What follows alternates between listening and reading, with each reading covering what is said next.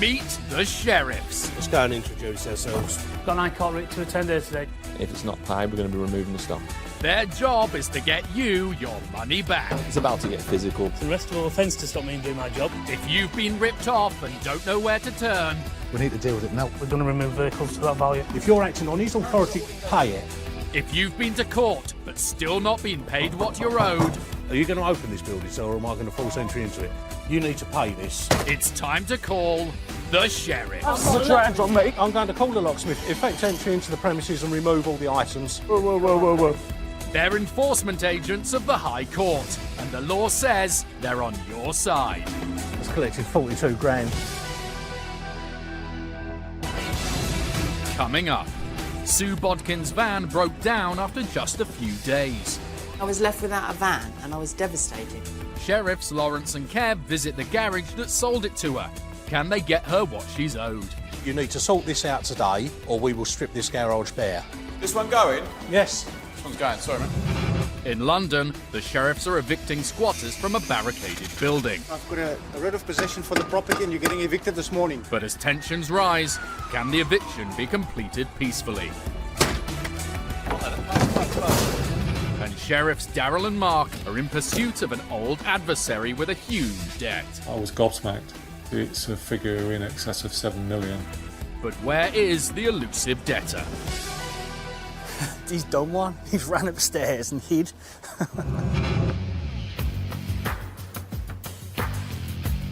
Not all the writs enforced by the sheriffs involve getting money out of people. Sometimes they turn their skills to enforcing judgments which concern getting people out of buildings. Like today in Greenwich, South London, where a commercial building has been occupied by squatters. It's part of a growing problem. Since squatting in residential properties was criminalised, a wider range of commercial buildings are being occupied, like this one. Well, yeah, I've snapped those. This morning, the sheriffs face a real challenge. The building has been barricaded. Leading the eviction is enforcement agent Conrad Van Zyl. We don't know how many occupants are inside. We've got a locksmith with a High Court writ. We've got the power to force entry and obtain possession back to the client. The landlord wants to redevelop this one-time photographic studio, but this is the second time squatters have occupied the building. It has several entrances, all with high security doors. We're just assessing around the building, and as soon as we find a suitable place, we'll attempt to go inside. The landlord supplied a locksmith, but the sheriffs are going to try and charm their way in first. Hello? Hello? Anybody inside?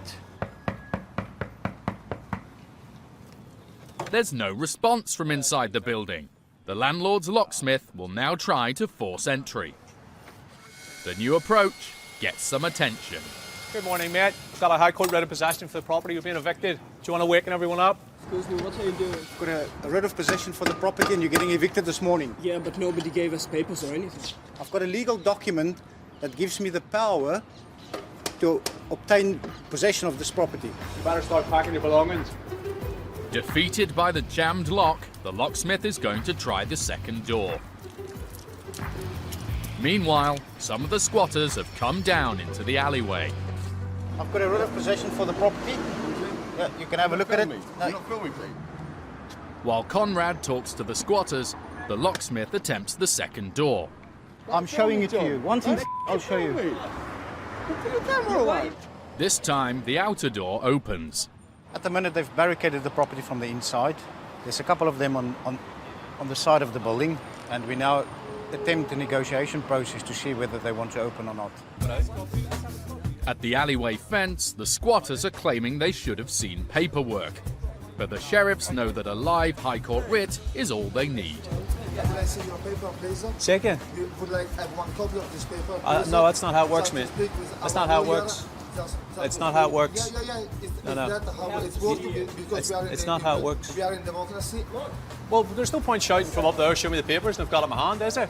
Come on down, I'll show you it. I haven't got, like, massive arms to give it up to you. Come on down, I'll show you it. The roller shutter has been jammed from the inside and won't open. It can't be saved. We just cut it with a grinder, just go through it. Meanwhile, the police have arrived, called by the squatters. Yeah, I don't know. I tell you what it is. There's my badge. Yep, lovely.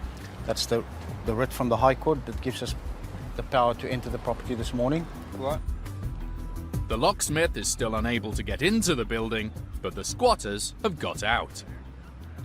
Well, where did you come out? Yeah. Let's talk, yeah? No, listen, I'm going to explain it to you, yeah? Stop talking over the top of me. I've already explained to your colleague. Listen, this is a High Court writ of possession for this property. You're in a commercial building, you're squatting, okay? Right, writ number 66. Claimant, the person that owns the property. Defendant, persons unknown, i.e. you and your colleagues, right? Yeah. Bit about the Queen, bit about the authorised officer. Tells you a bit more what I'm commanded to do, which means I've got to cause the claimant to have possession of this property, which you're in. What else would you like to know?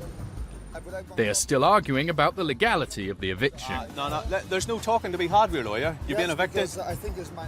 No, we are listen. We are still in democracy. No, listen. Officer, Okay, okay. This one. Excuse me, you keep telling me you're still in democracy, yeah?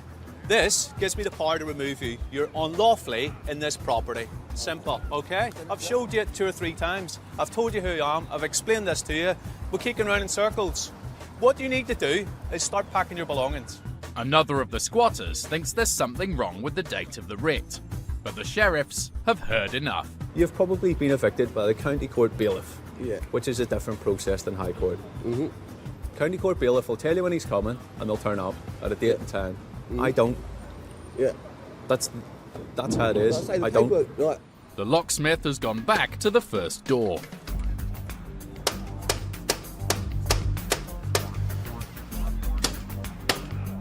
One of the landlords has arrived.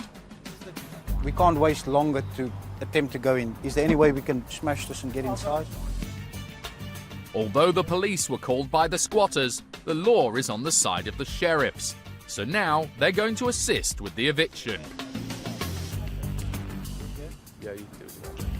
The locksmith ramps up his efforts.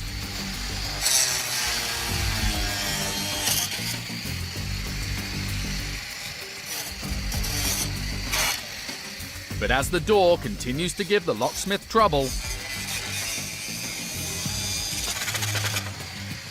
one of the landlord's colleagues arrives with something that should help.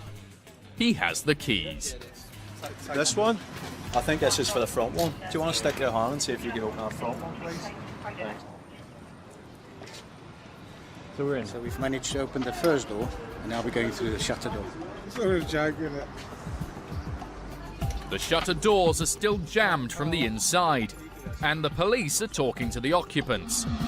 When we return, we'll see what happens when the sheriffs get inside. Got a legal document to evict you?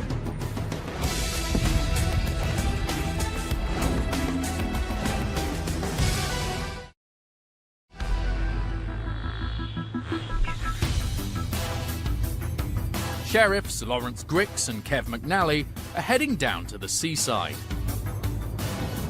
Nice sunny morning. It's 8:15 and we're going to a garage, Hewenden Road Garage Limited, on behalf of Ms Susan Bodkin. And we're looking today to remove goods to the value of £1,857.90. They're on their way to help professional puppeteer Sue Bodkin. And he's called Pirate Pete. My name is Pirate Pete. She's been entertaining children and adults with her puppet performances for more than 15 years. Oh, that's nice. Thank you. You've got very kind children. Sometimes she uses an innovative portable booth. The way my booth's made, I disappear. So they really can create a world of wonder for them. And they think it's much more real than it actually is.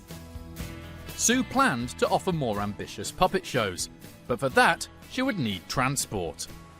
Before, I'd just been using my small little booth, which I could take on a bus or walk about in. And I thought it's about time I make a bigger show and have someone help me. I thought, well, I've only got a small car, so I need to get a larger vehicle. But I actually live on very little money, and I'm on sort of working tax credit, so it can be a bit of a struggle. Looking round for a vehicle that would fit the bill, she happened to pass local dealers' Hewenden Road garage when she spotted a bright yellow van. I was quite excited, but I thought, no, calm down, it might be a wreck. He took me out, the garage owner, and it seemed okay, and it wasn't too expensive. Loving the van, she paid £400 in cash for it and traded in her old car, making a total of £750 for the van. A big investment on a small budget.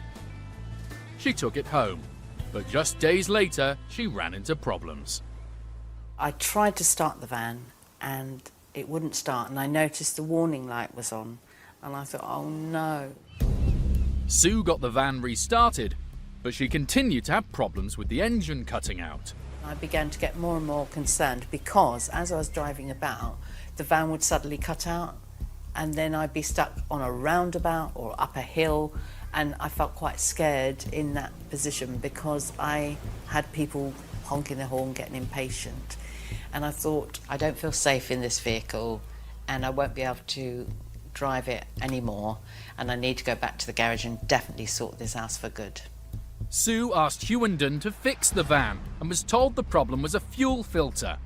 She paid £40 to fix this and drove the van away, but it was far from the end of her problems. The next day it was still as bad. I thought, no, this is not good enough, so I decided to go to another garage and get it fully checked out. The new garage told her the problem was the engine control unit, or ECU.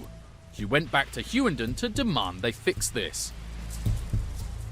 Basically, he said that he could fix it for me, but it would be another £450. And I said, but if this was a problem, surely you should be fixing it because I bought it from you and it was only a little while ago. If the car wasn't fit for purpose, consumer law means Sue had the right to have it fixed or get a refund. Encouraged by her family, Sue contacted Hewenden Road Garage, insisting they fix the faulty van they had sold her. Every time we tried to contact the garage by letter or by telephone, he just refused to have any contact. Sue's plans to expand her business had to be put on hold. And then I was left without a van and I was devastated because I had no way of doing my work and I had no vehicle to get about. Sue was left with no alternative but to take the garage to court. Hewenden didn't attend the hearing and a judgment was issued in Sue's favour. The garage then applied to have this set aside, but their appeal was thrown out. But despite the court awarding Sue £890, she's still not been paid. Her only hope of seeing her money now rests with the sheriffs.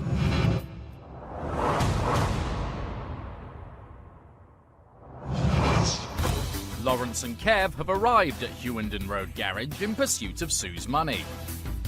The garage is full of equipment the sheriffs could remove, if need be, to clear the debt.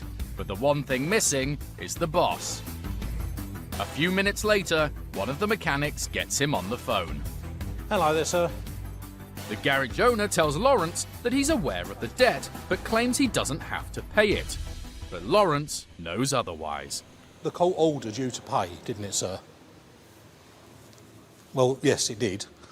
The owner says he'd agreed Sue would return the faulty vehicle to him, but as she hasn't, he won't pay.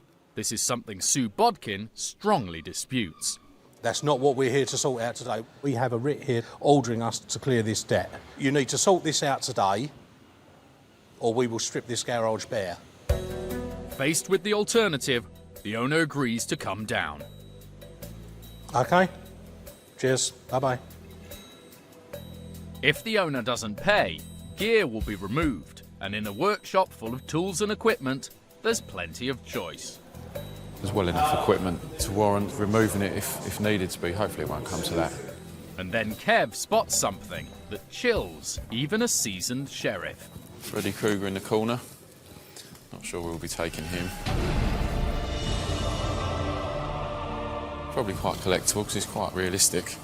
Collector's auction, it'd probably go down quite well. I'll list their Freddy Krueger down just in case.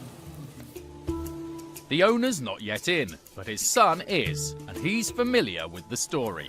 You know about the case, do you? Yeah, sold the van and about 6 months later the customer went after it. Lawrence and Kev have already been at the garage over 40 minutes when the owner, the man who sold Sue her yellow van, arrives. Lawrence loses no time in setting out the situation. Bottom line is, Ms. Bodkin got judgment against you, and with all the additional court costs and our fees, it's $1,857.90, which needs to be paid today. If you want to pay us in full, that will prevent further action today. I can't pay because I need time to sort this out. If you're telling me that you can't pay it, then I'm going to call in the trucks and start emptying the place now, and it's quicker to get it done now than it is to sort of drag out an argument for 2 hours. But the garage owner believes none of the goods can be removed. I can assure you that everything here is personal tools and the rest of it's all on finance anyway, and I've got proof of all finance, and you know you can't remove finance Right, stuff. do you want to get your finance paperwork? I've got all my finance paperwork. Yeah, do you want to show us that? I can do, yes. You can't tell us things, you need to prove things. The owner phones for advice. Do you want to go? Yeah, no problem. Go on, I'll just cut the camera. At this point, our camera is asked to stay outside.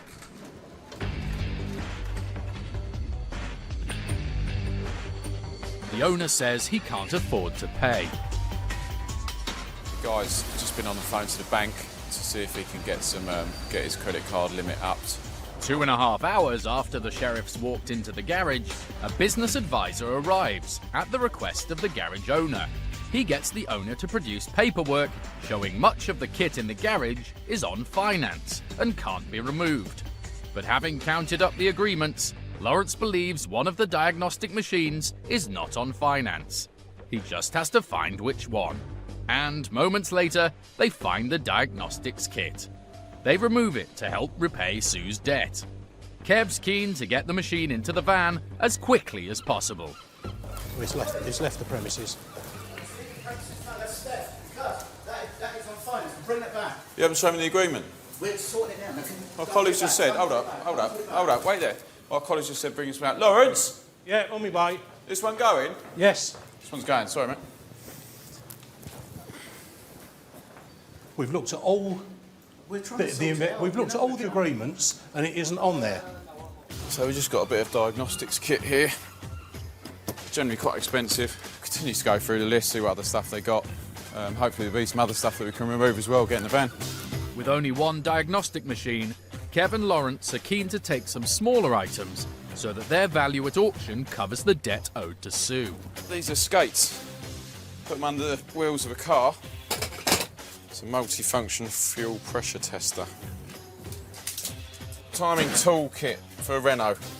It appears Freddie's coming with us for today. I might put him in the front instead of Lawrence. He'd be more use, wouldn't he? He'd be a lot more interesting to talk to. Their equipment is disappearing out the door, but Hewenden Road Garage is still refusing to pay. The sheriffs have already been here almost 4 hours. How much longer will it take for Lawrence and Kev to get Sue Bodkin the money she's owed?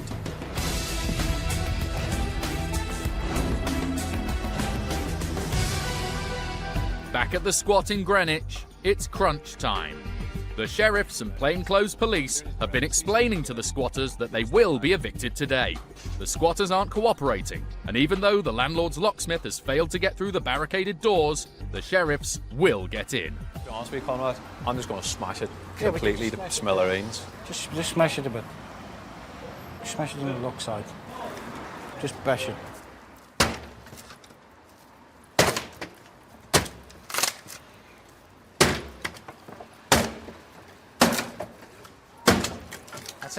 That's it.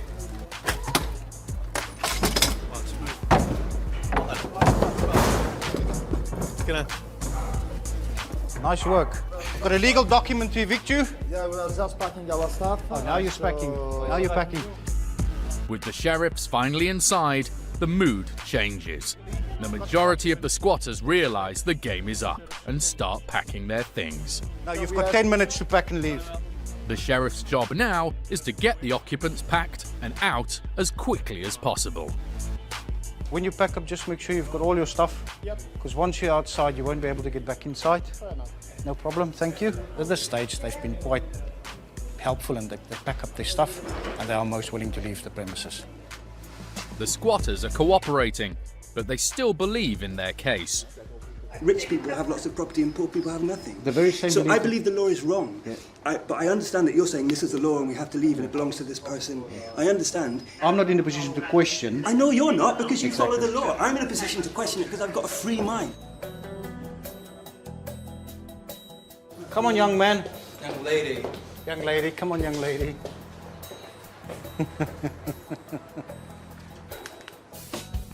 We don't want to be funny about the occupants inside, but it's the state and the condition that they're able to get these properties into causes a lot of financial damage to the owners of these properties.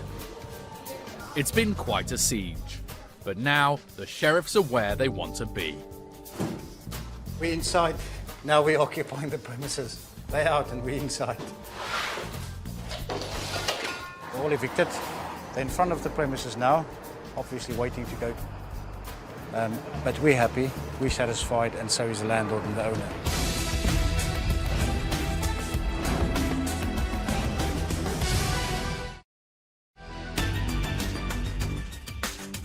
Enforcement agents, commonly known as sheriffs, can go anywhere in England and Wales to enforce a High Court writ. Got an High Court writ to attend here today. At commercial premises, sheriffs are permitted to force entry to remove goods or return a building to its rightful owners. I'm going to call the locksmith then, sir. Effect entry into the premises and remove all the items. And with a writ in hand, almost nothing can stop a sheriff. It doesn't put us down, the writ's still live. Doesn't matter what the dispute is, you have to pay. Whether he says he's going to go and defend it, it's entirely up to him, he can do that, but today it will need to be dealt with. Sheriffs have collected almost £200 million of unpaid court judgments in the last 3 years. That's what we want to see, that coming out the van. All cleared up, paid in full. A High Court writ costs £60. If the sheriffs are successful, there's nothing more to pay. If they're unsuccessful, the only cost is a compliance fee of £75 plus VAT for each enforcement.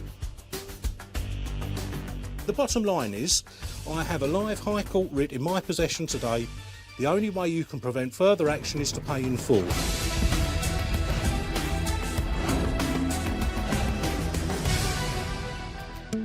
Earlier this series, we saw the sheriffs pay a visit to a Leicestershire dentist. He'd borrowed money from an elderly lady for a business venture, but hadn't paid her back. We're ordered here by the court today to remove goods to the value of £10,706.66. With 2 sheriffs on his doorstep, he soon decided to pay up, in full. You might have thought that would be the end of the matter, but it isn't. The elderly lady isn't the only person owed money by the dentist. One of the others is IT contractor Andrew Dixon from Kegworth in Leicestershire. Andrew has known the dentist for many years. I've known him since my late teens to early 20s as my dentist, and he's always been very affable and approachable and never had any fear with him. Andrew had been saving for his upcoming retirement, looking forward to spending less time working and more on his pastimes like metalworking. His problem started when, during one of his regular visits to the dentist surgery, they got to discussing a business plan the dentist had. He was explaining to me that he had interest in commercial property, warehouses particularly, and he was looking for an investment of 100,000. And over time we talked about it, and it ended up I made an investment of 10,000. The dentist told Andrew he would earn 10% interest a year on his loan and would receive the interest in regular instalments. He always backed it up with, and of course I have a dental practice that turns over 200,000 a year, so I personally will guarantee this. I never felt my money would be under any risk at all. Andrew received 2 interest payments and was awaiting his third when the dentist came back to him with another request for money. He approached me for a short-term loan, 60 days, and allow him to take up an opportunity of buying shares in a vehicle which he thought was going to be very productive and rewarding. I loaned him 35,000, which he said would be useful for the 60 days. But after 60 days, the promised full repayment hadn't materialised. Andrew chased him up.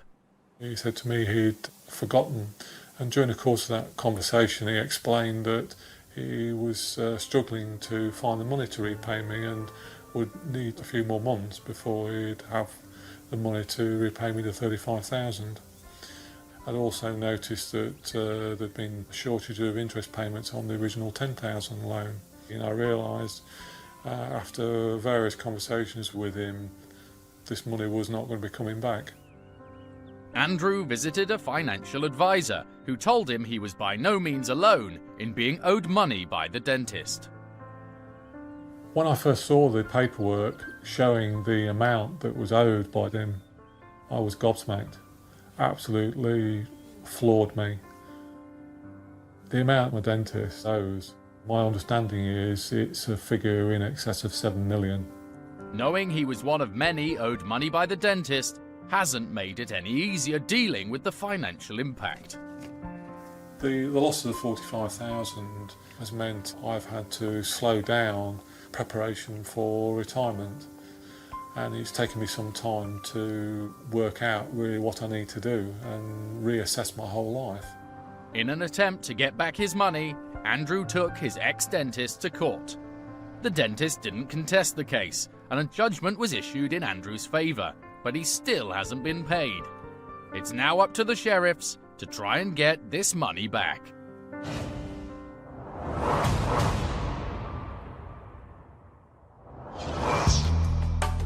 The money Andrew's owed may be only a fraction of the £7 million that's claimed by the dentist's creditors, but it's a big total for Sheriffs Daryl Orriton and Mark Povey to collect today.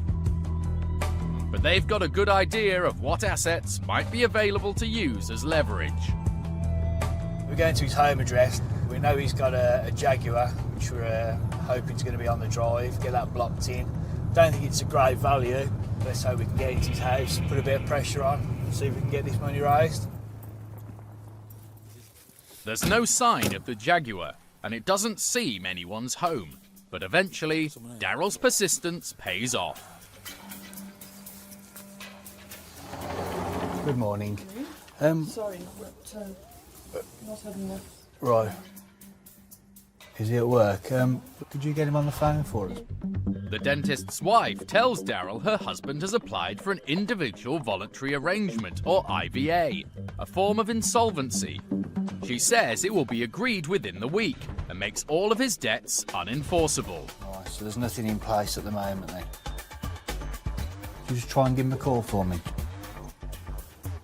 The wife goes inside to try and get hold of her husband, leaving the door open. Daryl uses his powers as a sheriff and makes peaceful entry. Just need to wait in here. The dentist's wife quickly gets her husband on the phone. He claims he has an interim bankruptcy order that protects him from creditors until the IVA is in place. He's telling me there's no money available. He's telling me I can't do anything in there because of this interim order, which, if it is all above board, then that is correct. If the dentist can prove the interim order is in place, the sheriffs will have to stop the enforcement. But until proof arrives, Daryl isn't giving up. He lists goods in the house. Then he and Mark set off in pursuit of the dentist's Jaguar. We're off now to the dentist practice, so we'll get there, try and block his Jag in, put a bit of pressure on him in there, see if he can get any money raised. And arriving at the surgery, there's the Jag. They block it in and head to reception. See what he's got to say for himself. But who's that heading inside? It's the dentist himself. Unfortunately, he's also spotted Daryl and Mark. Oh, he locked us out. That's not very nice, is it? Good morning. Morning. I've come for me molars to be done. Have you? While Daryl tries the polite way in, Mark checks round the back. And with the tradesman's entrance unlocked, he seizes his chance to make his own peaceful entry. He locked his door. I think so. But where's the dentist? He doesn't seem keen on talking to the sheriffs. Come on. Sorry, mate.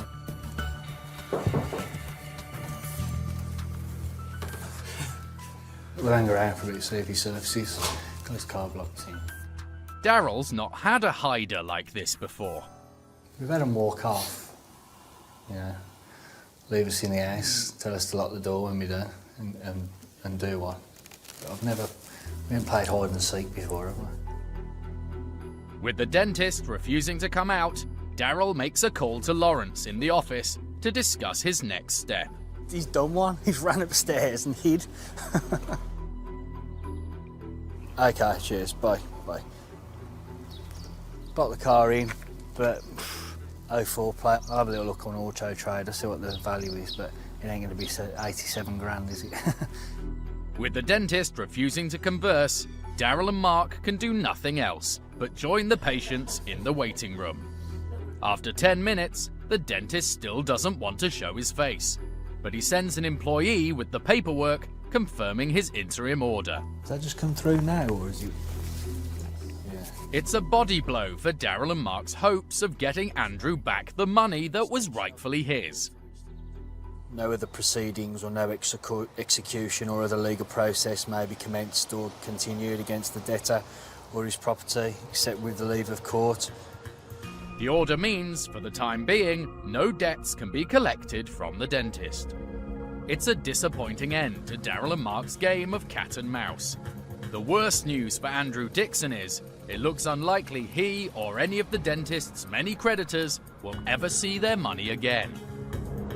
And I think by the time the bankruptcy process has followed through, I'll have let go fully emotionally and learnt my lessons and get on with things, which I'm starting to do now. Although they couldn't get his money, Andrew is pleased he asked the sheriffs to help. They've tried the best, and it's very pleasing to know they've been around rattling his doorknob.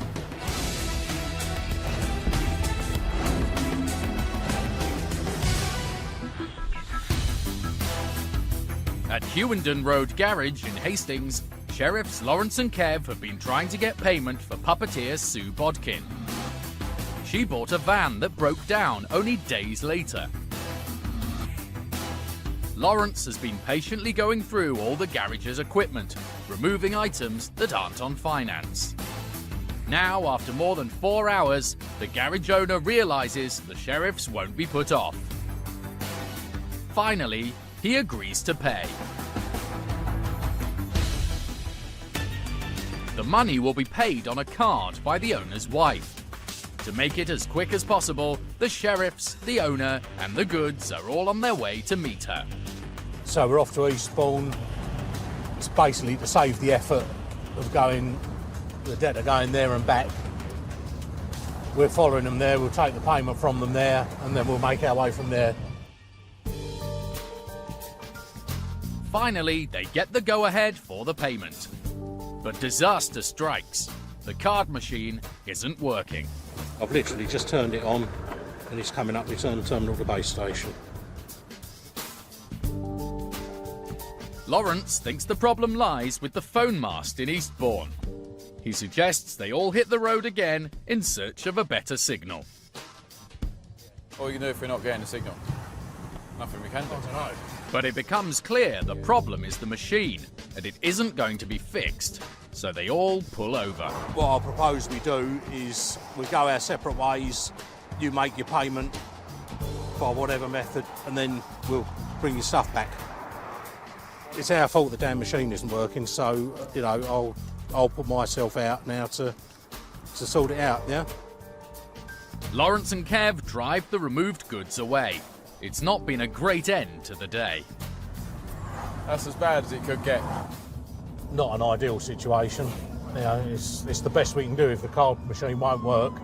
All in all, really, we were about 8 hours and didn't manage to secure a payment. So we've still got the goods in the vehicle. Freddie has got to stay with us overnight tonight, and I'll be returning him in the morning. Is that the oddest thing we've taken?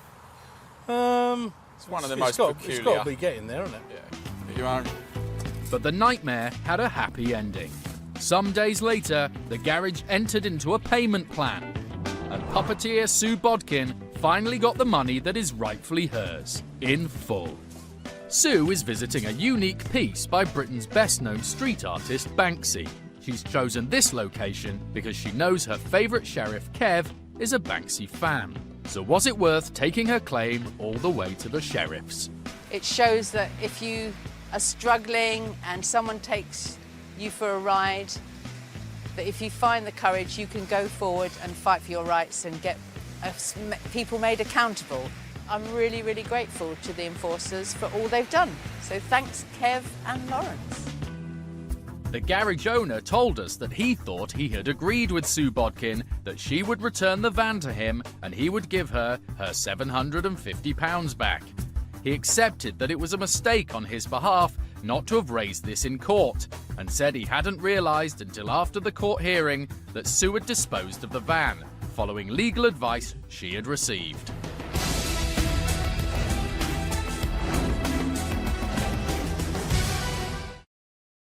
The bailiff knock. For most people, one encounter with the sheriffs is more than enough to make them realise it's better to pay up the money they owe before it gets to that stage.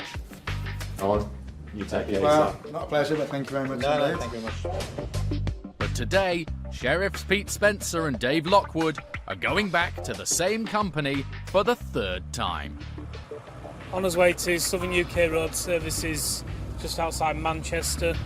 The total due today is £1,303.95, and he's been in a payment plan to pay monthly, and he's failed his payment plan. That's why we're returning today to potentially remove goods to the value of, or to collect the balance in full.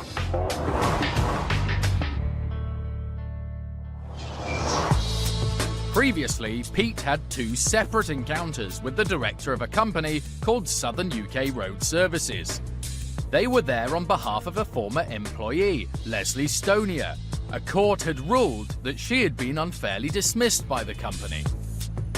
A judge awarded her £8,500. When Southern UK Road Services failed to pay, Leslie turned to the sheriffs for help.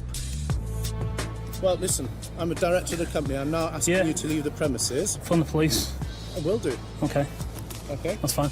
If you want to explain to them when you do phone them that we've got a writ to attend here and that's why I'm on the premises. Pete found the director a somewhat tricky customer. So we're not here really to even enter a discussion about how much it's full payment or remove. No, they want to remove. Pete's tough negotiating meant their second standoff ended with the company director paying half the money owed to Leslie Stonier in one lump sum.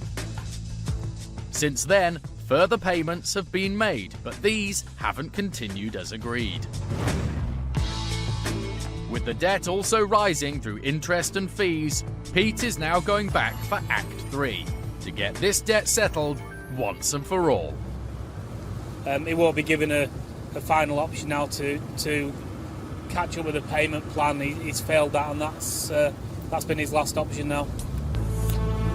Unlike most of their visits, Pete knows the layout of this premises like the back of his hand and can plan accordingly. There's a locked gate. We've got barbed wire on the top. We may have to get a locksmith to effect entry for us. Might have a problem getting in this morning, but we'll see how we go. As they arrive, Pete's prediction is proved right. The gate is shut. We will have to give him a call. Hi, good morning. It's Mr. Spencer. I've been before. He's one of the directors that I could speak to. Are you the guy I spoke to last time when we did the payment? Okay, thanks. There you go. He's going to see if he can find the director, so he's obviously on site, so we'll just wait and see if he appears or rings me back. As they wait, a man comes out of the office and introduces himself as the company accountant. That's going to have to be paid today, or else we are removing goods. He tells Pete Southern UK Road Services only has £30 in its account, somewhat less than the outstanding debt they're there to collect. I need to come in and see him anyway, so if we can come in and see him. Pete is less than convinced. A big company like this has nowhere got £30 in an account, hopefully. As they park up, the accountant disappears back into the office. This door will be locked. The front door locked it behind him and he's locked it again now, so I'm going to have to tell them that they need to be letting us in, otherwise we'll be getting a locksmith. So. But then the door opens to reveal a familiar face. It's the company director, who has good reason to remember Pete and our camera. Not on camera again. That's your choice, but I'm coming in anyway today, whether you let me in or not, so... Not on camera, okay, because I've got to... We're told to wait outside while Pete gets on with the familiar task of putting the squeeze on the director. Obviously, you failed your monthly agreement, aren't you, by the sound of it? Inside, the director is adamant he can't pay any money and says Pete will just have to wait. He also says the majority of the equipment in the yard is leased through a third party and so can't be removed. This isn't good enough for Pete. He tells the director it's payment in full or removal of goods. The only question is, will there be enough removable assets in the yard that do belong to the company to cover the debt? With the director forced to accept his goods are being removed and realizing this time no excuses are going to prevent it, he decides he's seen enough of Pete and heads off. With Pete satisfied there's more than enough assets inside, it's time to call the tow truck. After 3 o'clock, we've probably been here about 3 hours now, 3.5 hours. Director's disappeared, says just take whatever we need to take. He's planning on paying in full tomorrow. He's got 5 days anyway. So what we've done is we've removed a forklift truck, some battery operated traffic lights, a trailer and a couple of LED screens. If necessary, these can now be sold to clear what's still left of Southern UK Road Services debt to Leslie Stonier. Hopefully he's going to pay in full and that'll be all sorted. For Pete, with a truck full of assets, it's a case of third time lucky. He did say before he left he would be paying tomorrow and he would be getting the goods back tomorrow once he's paid in full, so we'll just have to wait and see if he pays in full or the items are going to the auction to recover the outstanding amount. That's a job well done today. And despite saying they would pay off the debt the next day to get back their removed assets, Southern UK Road Services didn't. As the assets are too big to move easily, they were sold by an auction house online to raise funds to pay off the debt, so Leslie Stonier finally got at least some of the money she was owed.